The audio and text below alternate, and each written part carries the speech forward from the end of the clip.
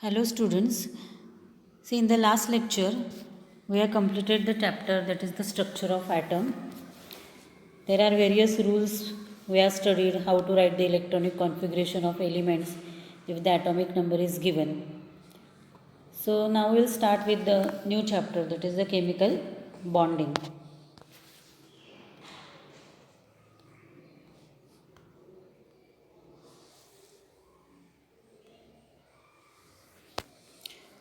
See, first introduction.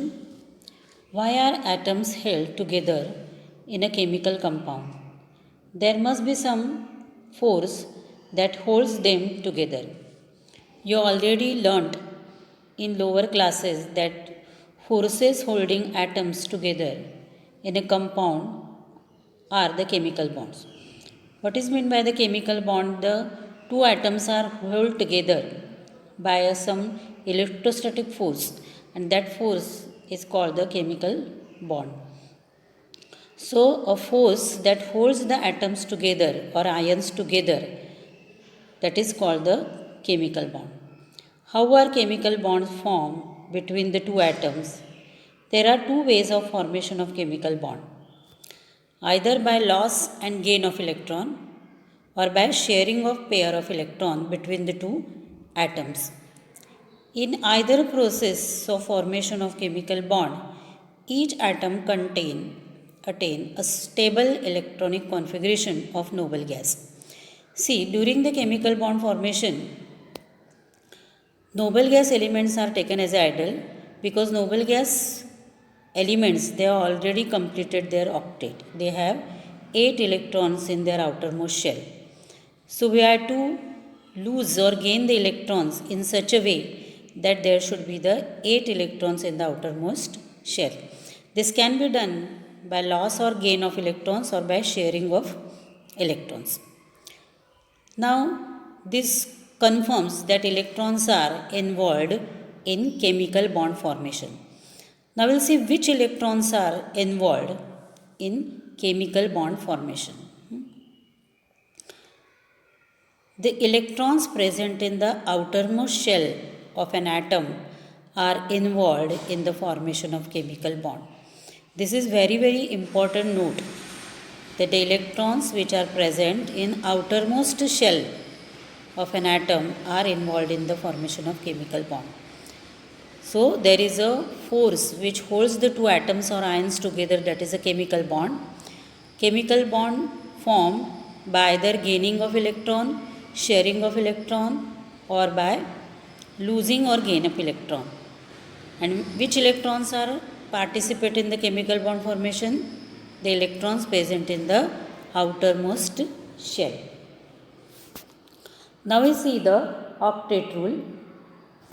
In 1916, Cosell and Lewis proposed an important theory for explaining the formation of chemical bond known as electronic theory of valence.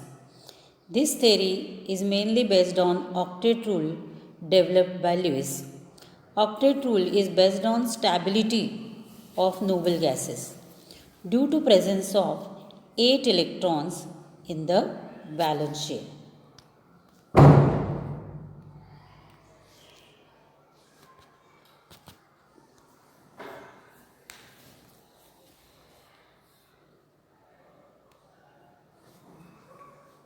Now we'll see there are two types of bond, ionic bond and covalent bond. So first we will see the ionic bond. Formation of sodium chloride. From this example we will study how the ionic bond are formed. Now see the electronic configuration of sodium and chlorine. Sodium is having the atomic number 11. Its electronic configuration 1s2, 2s2, 2p6, 3s1, or it is also written as 281, means in first shell 2 electron, second shell 8 electrons, and in the last shell 1 electron. So here in sodium, out of this 11 electron, only last electron 1 is participating in the bond formation, because according to the rule, only the valence electron, only the electrons present in the outermost shells are participating in bond formation. Then chlorine having the atomic number 17, atomic electronic configuration 1s2, 2s2, 2p6, 3s2, 3p5, or it is also written as 287. So here 7 electrons are participating in the outermost in the bond formation. See, sodium has 1 electron in its valence shell. It has a tendency to lose 1 electron to acquire the configuration of nearest noble gas, that is neon, 28. Sodium is having 1 electron extra. So by losing that electron, he will get the electronic configuration of neon, that is 28. Chlorine has 7 electrons in its valence shell. It has a tendency to gain 1 electron and thereby acquire the configuration of nearest noble gas argon 288. During the combination of sodium and chlorine atom, the sodium atom transfers its valence electron to the chlorine atom. Sodium atom changes into Na plus ion because it loses its electron, so it gets plus charge, while the chlorine atom changes into Cl minus because it accepts that electron. So chlorine will attain Cl minus and sodium will attain Na plus. The two ions are held together by a strong electrostatic force of attraction, and the formation of ionic bond between Na and Cl can be shown as follows. See, Na 281, chlorine 287. By giving 1 electron of sodium to chlorine, Na plus 28 and Cl minus 288. So Na plus and Cl minus, they combine together and there is a electrostatic force of attraction to form NaCl. While showing the ionic bond, you have to show the charge Na plus Cl minus. You cannot use the dash between Na and Cl. So only you have to show the cations and anions, Na plus Cl minus. Second example is formation of calcium chloride, CaCl2.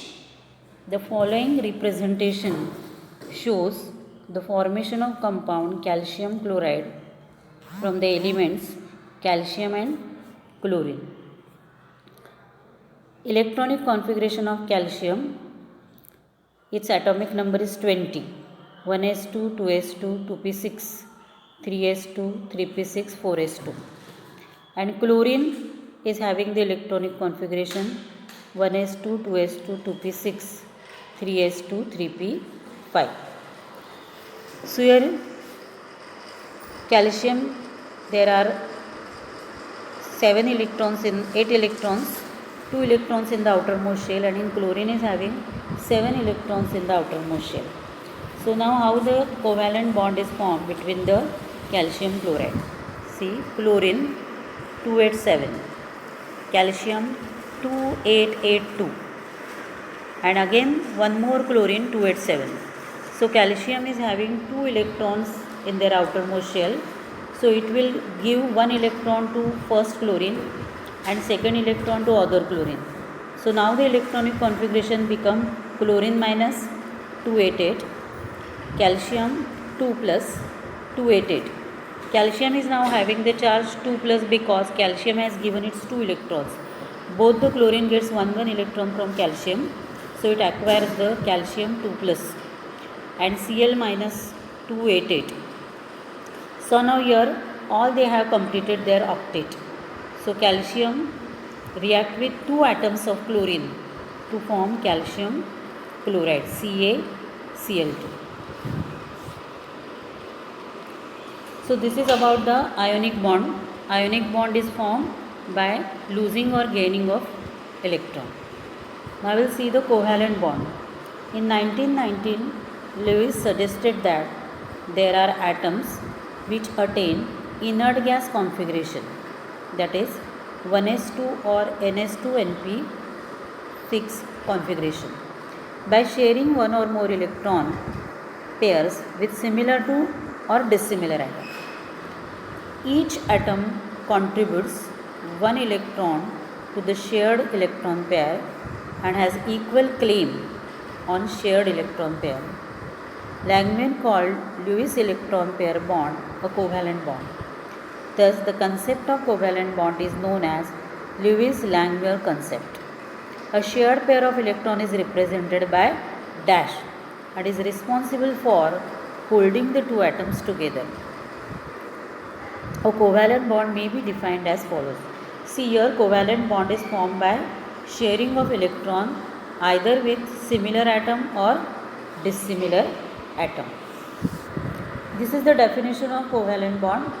The attractive force which exists due to mutual sharing of electrons between the two atoms of similar electronegativity or having small difference in electronegativity is called the covalent bond.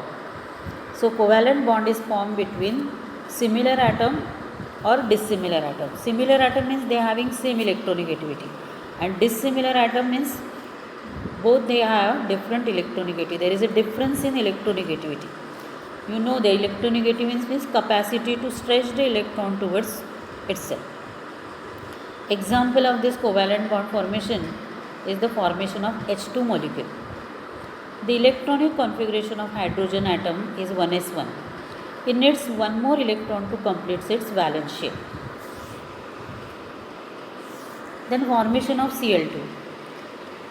The Lewis-Langmuir theory can explain the formation of chlorine molecule Cl2. The Cl atom with electronic configuration 3s2 3p5 is one electron short of organ configuration. Only one electron is less. The formation of Cl2 molecule can be understood in terms of sharing of pair of electrons between the two chlorine atoms. Each chlorine atom contributes one electron to the shared pair. In the process, both the chlorine atom attain the valence shell octet of the nearest noble gas organ. See, in the formation of chlorine molecule, both the chlorine are having 7 electrons in their outermost shell. Both of them require 1 electron. So what happens? They will share one electron pair between them and form Cl dash Cl, that is the covalent bond, single covalent bond between the chlorine atom.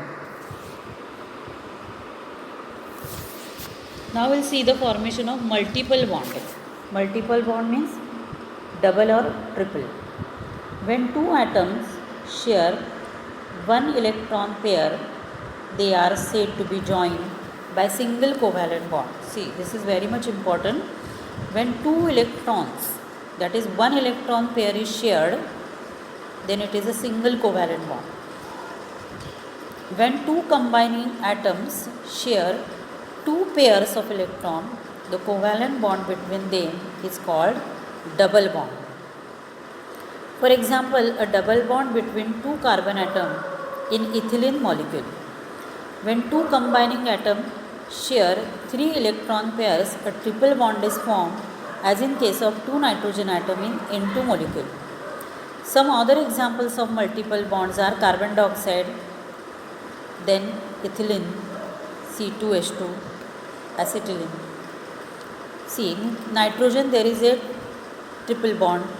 Carbon dioxide, there is a double bond with the two oxygen atom, and acetylene, there is a triple bond between two carbon atom and single bond between the hydrogen atom.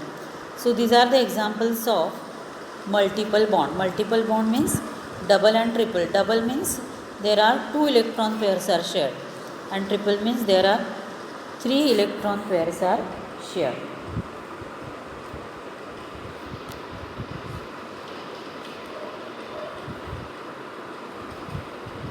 Steps to write the Lewis dot structure. Add the total number of valence electron of combining atoms in the molecule. Write the skeletal structure of the molecule to show the atoms and number of valence electrons forming the single bond between the atoms. Add remaining electron pairs to complete the octet of each atom. If octet is not complete, form a multiple bond between the atoms such as octet of each atom is complete.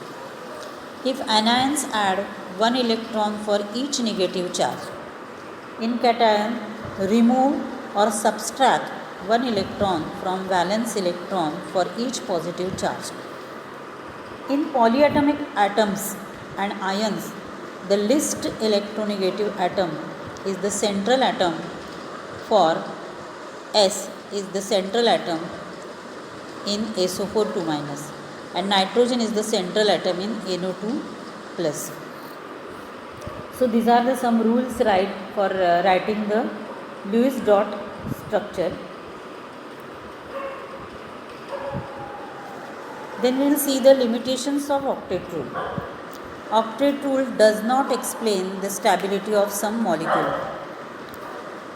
Octet rule is based on the inert behavior of noble gases which have their octet complete, have 8 electrons in their valence shell. So according to the octet rule, there are 8 electrons should be in the outermost shell. It is very useful to explain the structure and stability of organic molecules. However, there are many molecules whose existence cannot be explained by octet theory. So this is one of the limitation of octet rule. The central atom in these molecules does not have 8 electrons in their valence shell. In many compounds, it's seen that the central atom do not have complete their octet. Example, barium chloride,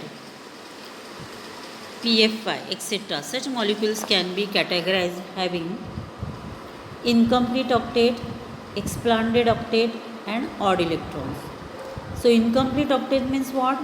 The central atom is having less than 8 electrons in their atom, central atom.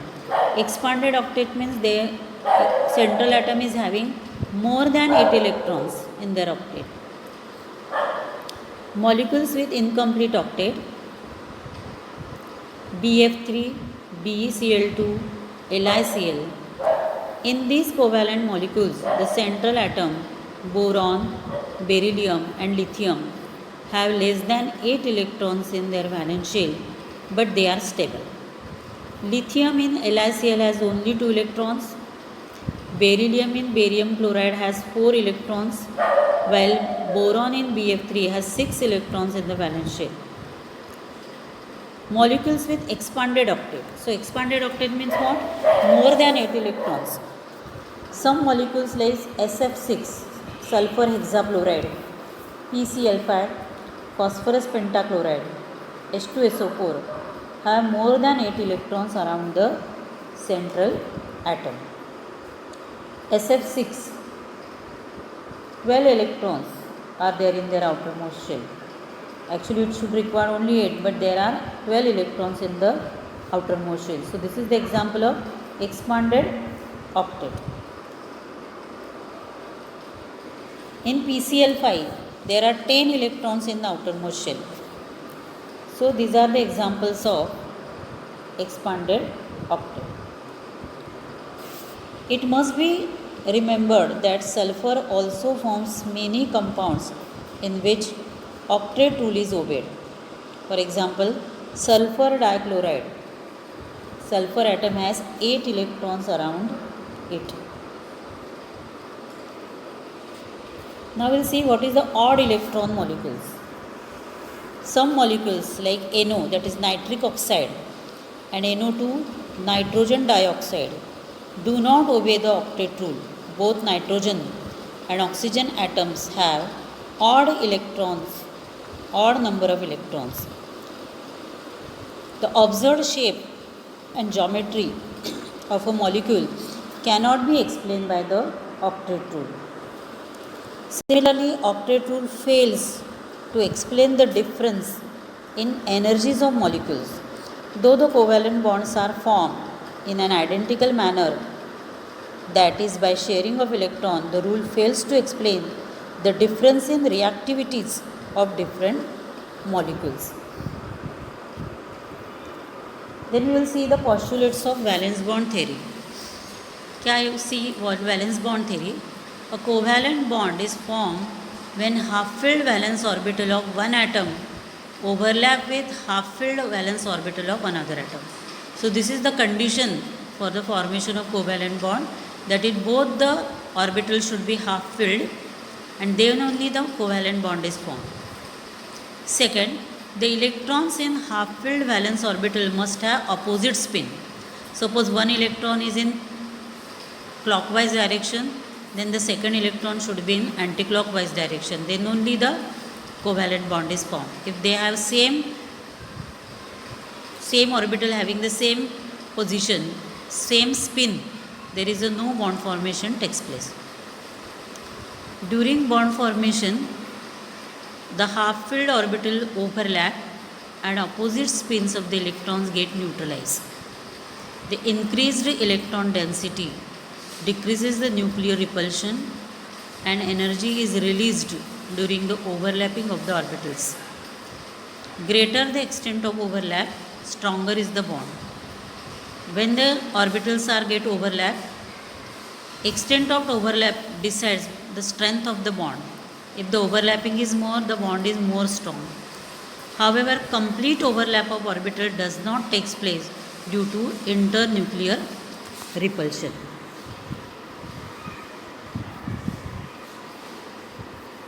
If atom possesses more than one unpaired electron, then it can form more than one bond. So number of bonds formed will be equal to number of unpaired electrons. So number of covalent bonds should be equal to number of unpaired electrons. If there are two unpaired electrons, they can able to form two covalent bonds.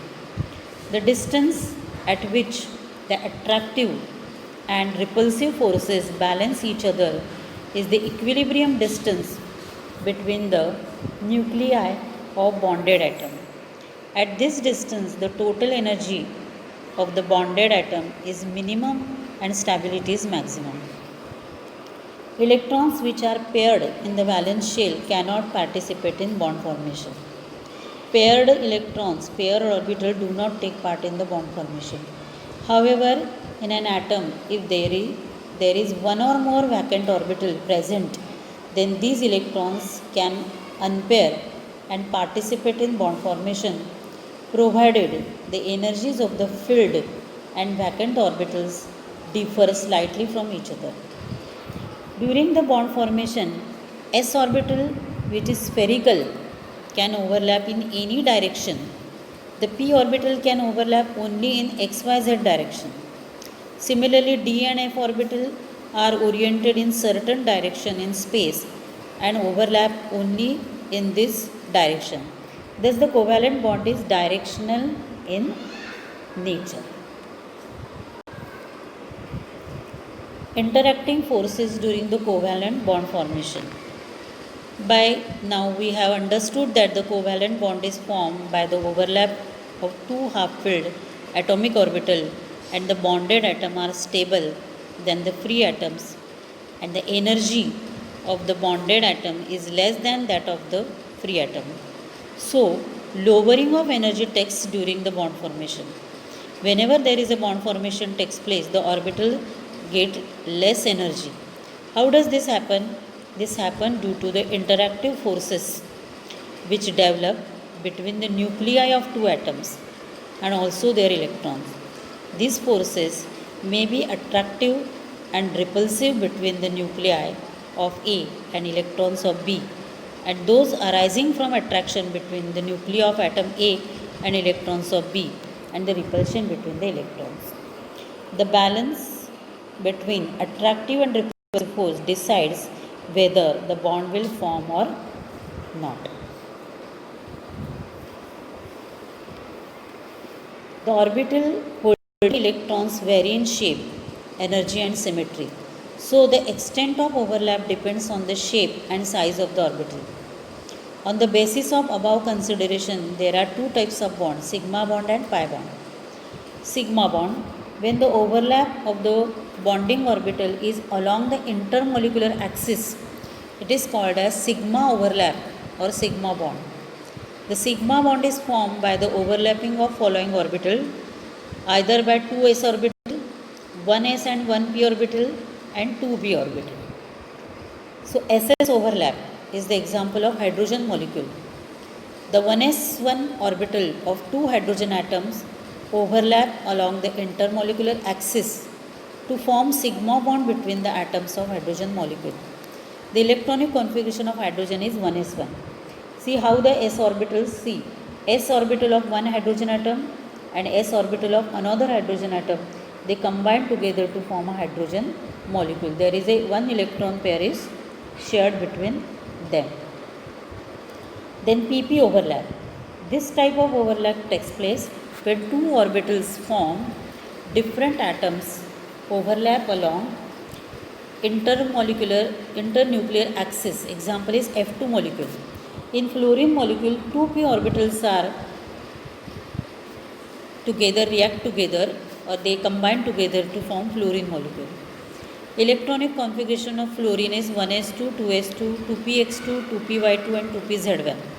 The 2pz orbital of fluorine atom overlap along the internuclear axis to form pp sigma overlap.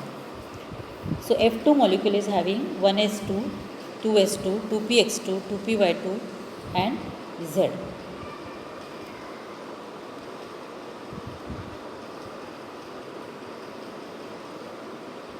sp sigma bond. In this type of overlap, one half filled s orbital of one atom and one half filled p orbital of another orbital overlap along the internuclear axis HF molecule.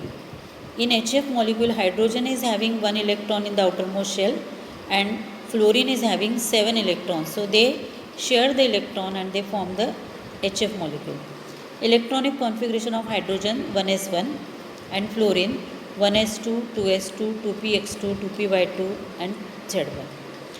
Orbital of hydrogen and 2px1 of fluorine overlap to form sp sigma overlap. pp overlap and pi overlap, or it is also called pi bond. When two half-filled orbitals of two atoms overlap sideways, it is called pi overlap and it is perpendicular to the internuclear axis. See how the pi bond is formed, p orbital plus p orbital, and there is a lateral overlapping of atomic orbitals takes place. Now we have studied up to this in this chapter, how the covalent bond, ionic bond form, what are the different types of orbitals, how they overlap with each other. So in the next lecture we will continue this chapter. Okay, thank you.